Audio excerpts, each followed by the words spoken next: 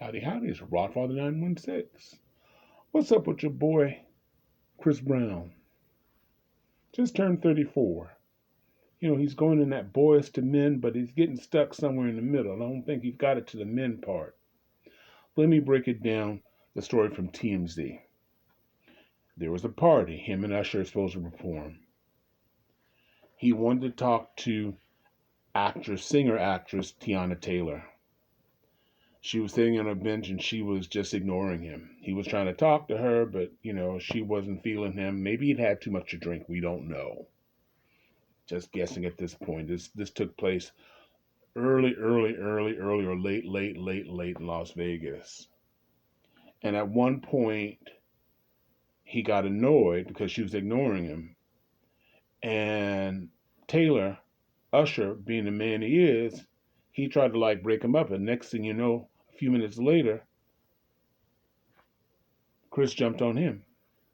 Allegedly. These are what witness says who were there.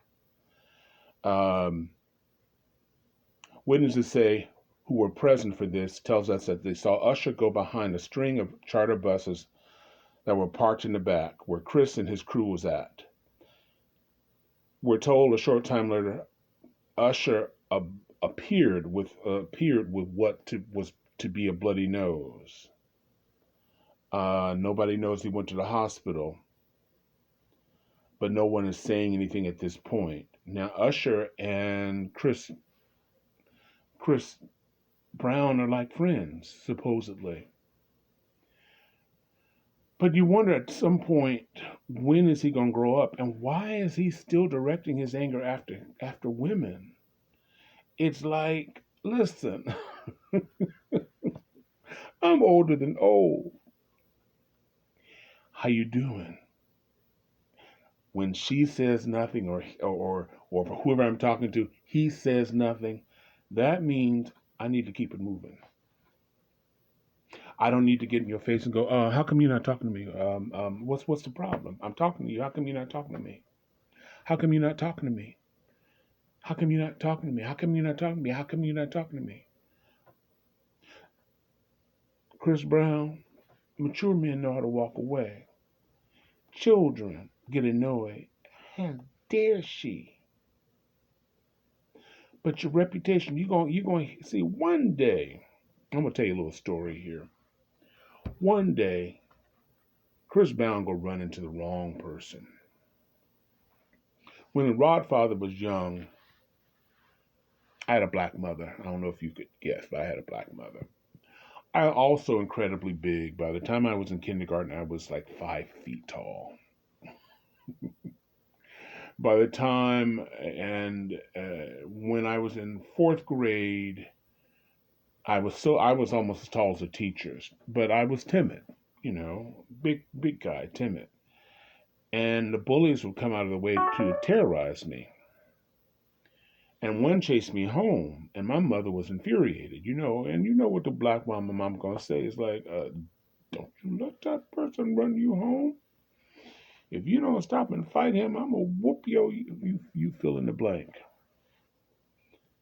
Well, this one 6th grader followed me home, ran me to my steps, and my mother was sitting there with a cigarette in the window. And she's like, do this. Grab onto him. So I got one eye like this. I'm looking at him. And then a crowd appeared. And I beat the crap out of the 6th grader. My mother created a monster. Now, I never started a fight. But if you ask me to hit you, how the kids go, hit me, you only had to ask me once.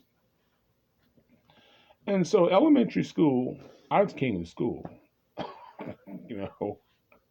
When I got to junior high, certain people cleared the hallways. If they went to my elementary school, we went to the same elementary school, they cleared the hallways.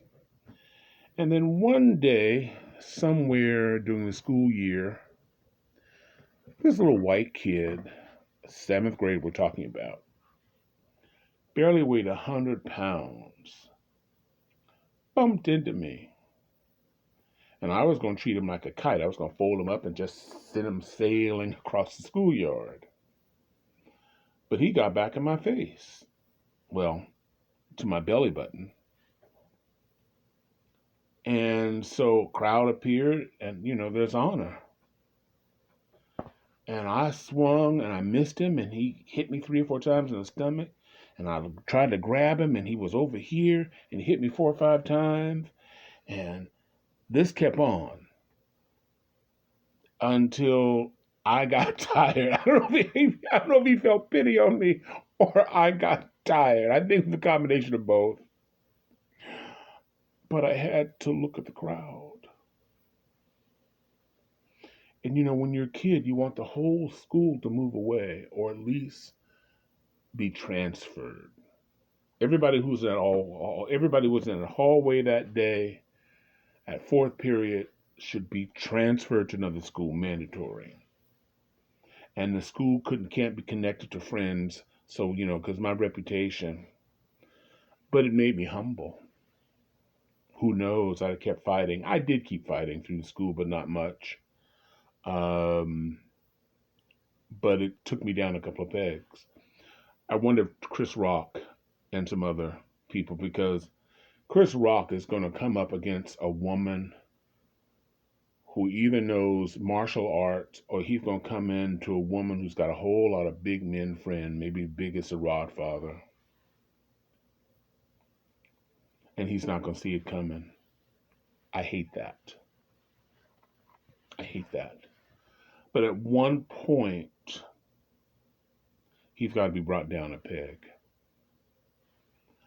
because somebody's going to hurt him.